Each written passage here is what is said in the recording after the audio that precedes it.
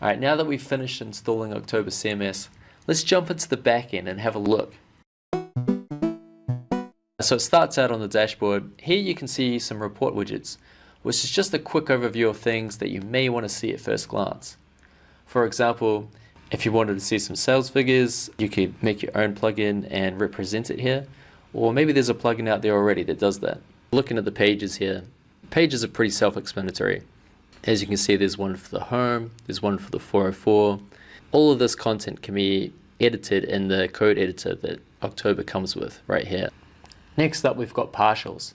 So partials are great for areas of code that repeats itself. A good example is on most websites, they will have a footer section of some sort. So with a partial, you can place all the footer code inside it, and then you can easily just copy that partial to all the pages that you want to have a footer on.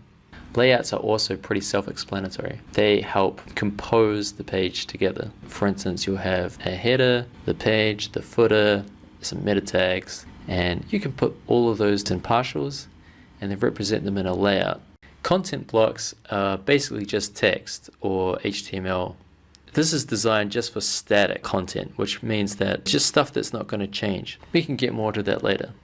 Assets help contain all the styling scripts, the JavaScript, and images and fonts. If you don't have any experience with JavaScript or CSS, I would recommend doing some tutorials on it. I will try to do some basic ones at some point, but right now it'd be good to know a little bit about that. And finally, we've got components.